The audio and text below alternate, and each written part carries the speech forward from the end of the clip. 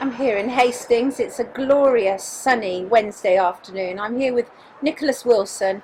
Nicholas Wilson is also commonly known as Mr. Ethical on Twitter, where he has a great support following, and with good reason, really. Hello, Nick. Thank you for joining Sonia. us today. Now, tell us, let's go right back to the beginning of your story, which is quite a formidable story in so many key respects.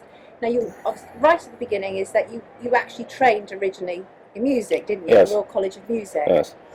And it was in the 80s, I believe, that you then got into debt collecting. Yeah. I started in the law in the early 80s and ended up acting for the John Lewis Partnership and acted for them for over 20 years. And they followed me to two different firms, and I had a very good relationship with them. They were a very ethical company. They treated debtors very well. But in 2003, John Lewis sold their accounts business to HFC Bank, which is a subsidiary of HSBC. And immediately the bank started adding illegal charges to people's debts. I had a meeting at the bank's head office in Windsor in October 2003, when I told the bank's solicitor that the charges were illegal. But they carried on doing it right up until 2010, when the Office of Fair Trading made an order telling them to stop doing it. Now, these illegal charges, often known as contingency charges, collection charges, is that correct? Yeah. And why are they illegal exactly? Well, there's two aspects of them being. The way it works is, if you owed HFC Bank £10,000, they would send the details to the solicitors, and the solicitor software would immediately add on 16.4%, Right. which is 14% plus 17.5% VAT. So the 10,000 debt would suddenly become £11,640 before the solicitor had done any work. Right. And then the solicitor would write to you and say you owe 11,000. Well, that already is illegal, because solicitors are not allowed to write to the other side claiming costs which they're not entitled to. Right. But it was also what's called a contingency fee, because the solicitors kept 16.4% of any amount they recovered from the debtor. Right. For their costs. So if they didn't recover the full £10,000, if they just recovered £5,000, they would charge £800 and odd pounds, which is 16.4% of the 5,000. And generally, the accounts that were going through your hands, were the people not realising that these No. charges had been added? Well, the thing is, HFC specialised in subprime borrowing, so financially unsophisticated people, frightened people. When people are in debt, they tend to be frightened, and a solicitor writes saying you now owe this. A lot of people just pay it from other means, or they pay by instalments, and thousands of people are still paying these charges. Right. Or they will have charging orders put on their property to secure the charge. So there's still thousands of people who are victims of this. So go back to 2003 when you realised that something was clearly wrong, because presumably this had been happening prior to you having these accounts. What happened in the meeting with the bank's solicitor, I was worried that we might lose the John Lewis legal work, because obviously the bank already had solicitors, and the solicitor Duncan Hamilton said to me, you can carry on doing the John Lewis work provided you do it on the same basis as our existing solicitors, Reston's.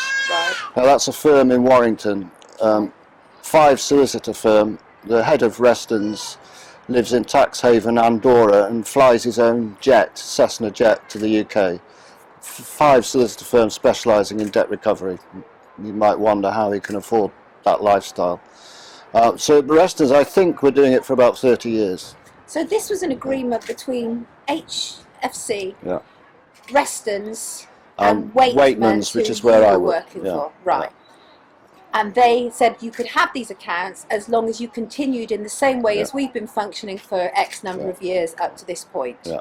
And then you raised the alarm and said, I'm not happy about it. Yeah, I complained to the partners constantly at Waitman's. All the senior partners knew that what they were doing was unlawful. It was the partner called Andrew Cox who was in charge of the whole project. He's the one that used to call me Mr. Ethical, because I would say, Andrew, you're not supposed to be doing this, it's illegal. Oh, here comes Mr. Ethical. Right. I mean, his other favourite... So it was quite disparaging, wasn't it? Well, his other favourite expression was ka-ching, when he talked about how much money they were going to make. He also said to me that he was keen to market the business model, which suggests to me that he was going to do it for other clients as well. Right.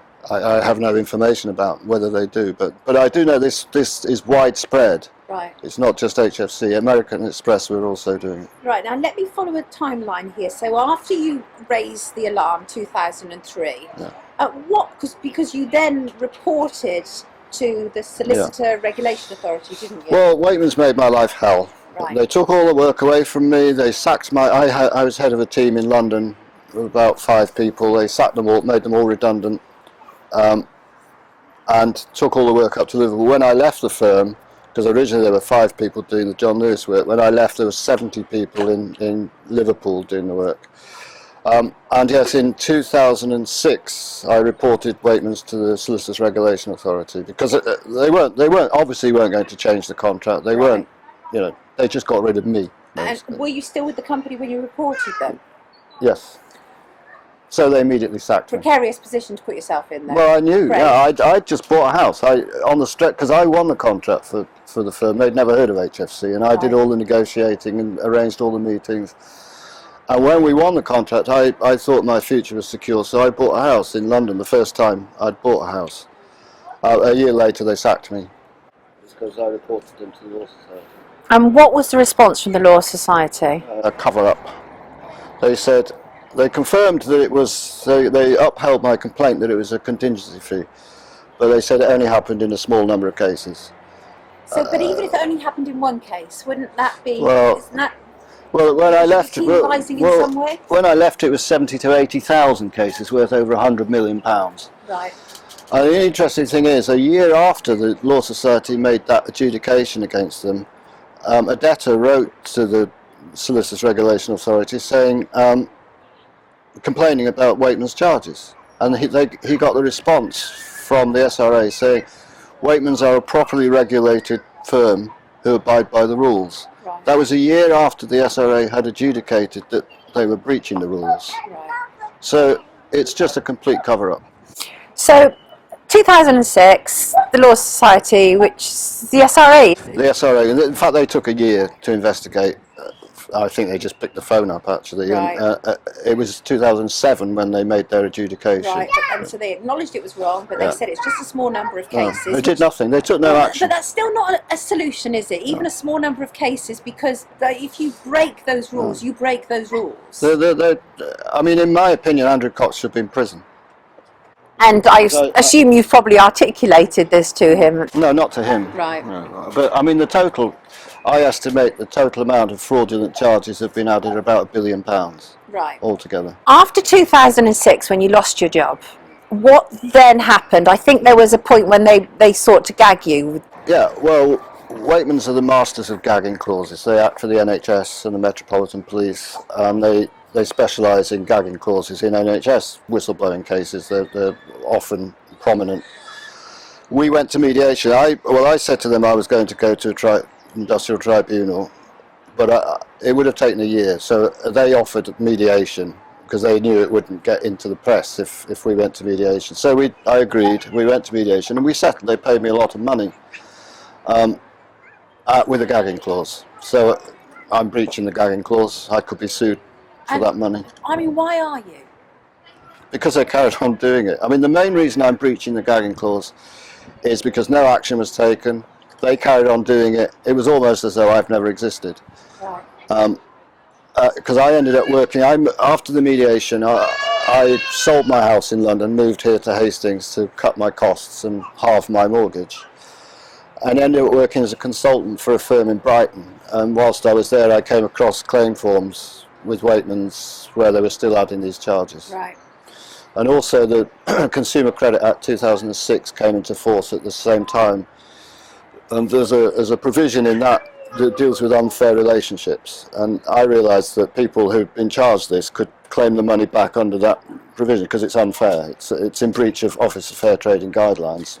And I believe, was it in 2010 that you contacted the Office of Fair Trading? I had nothing to do with the OF. Oh. I don't know. They must have been investigating the bank for a while before, but in November 2010 they made an order against HFC to tell them to stop adding these charges.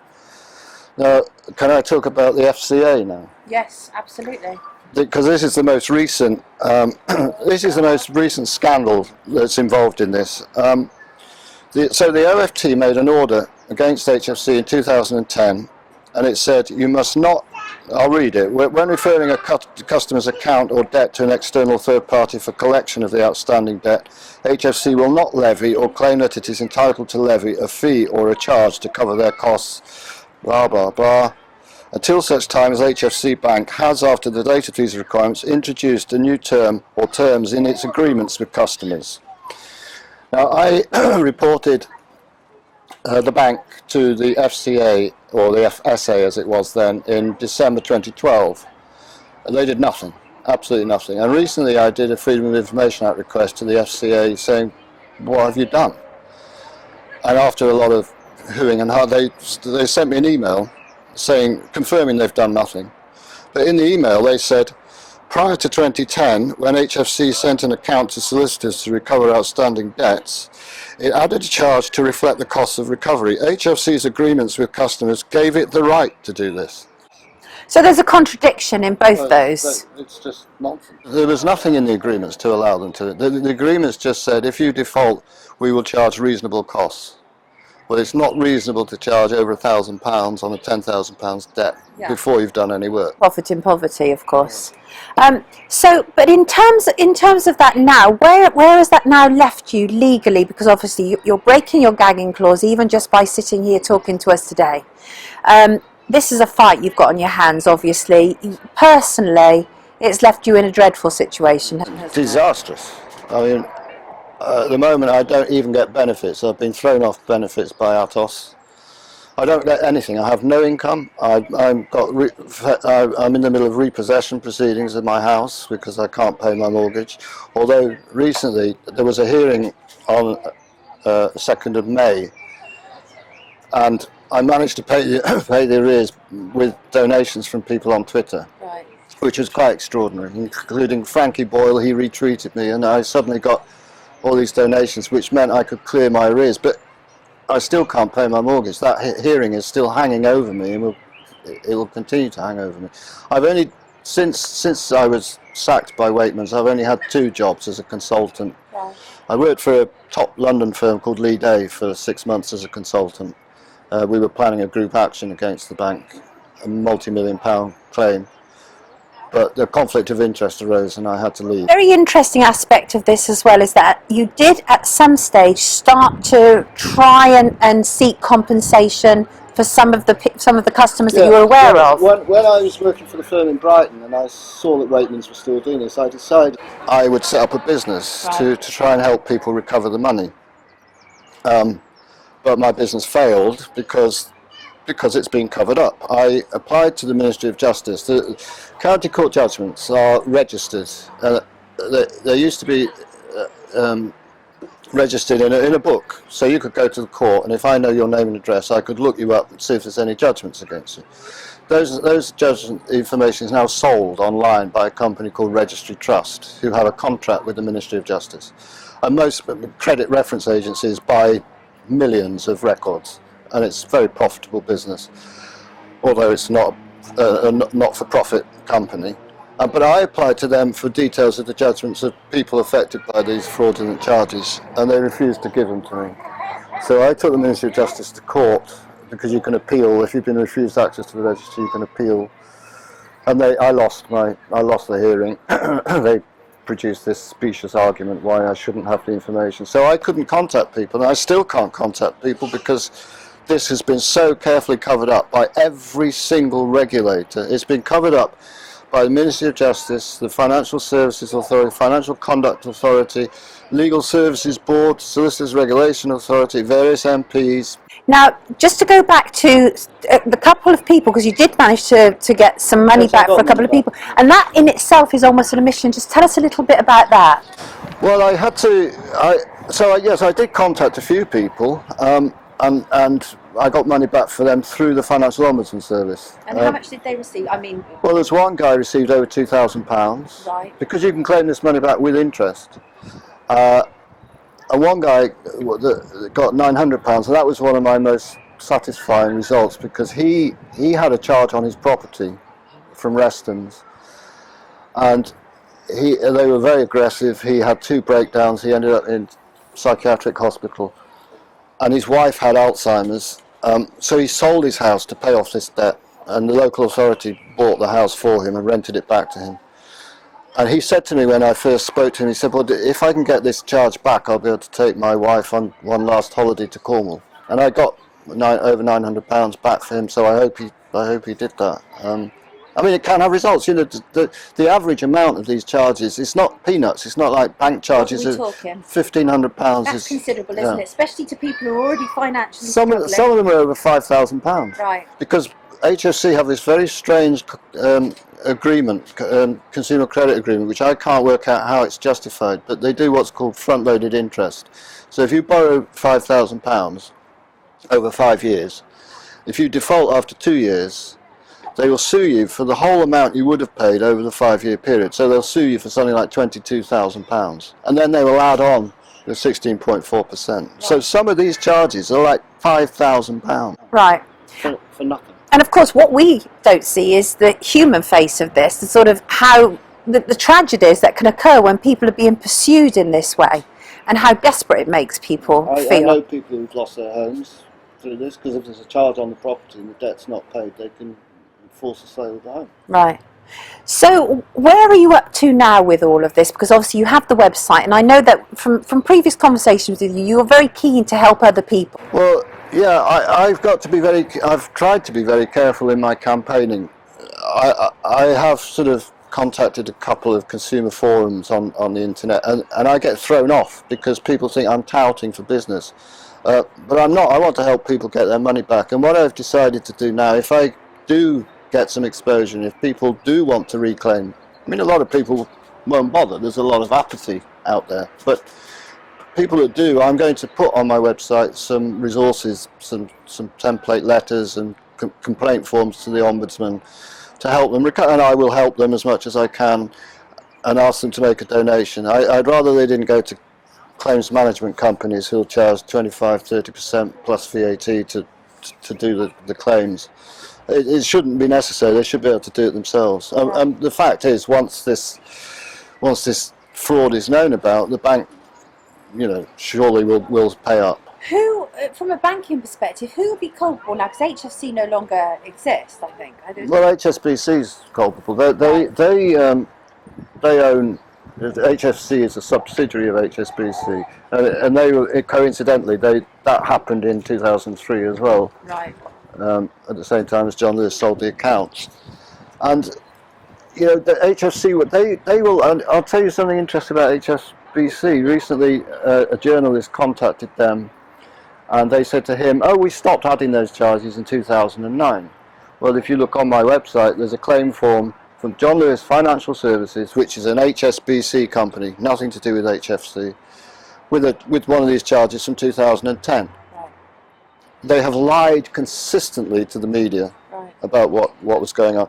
And HSBC always changed the claim forms. Where if the claim was HFC versus John Smith, they would just automatically change it to HSBC, even though in theory you're supposed to apply to the court for leave to change the parties. They just did it automatically.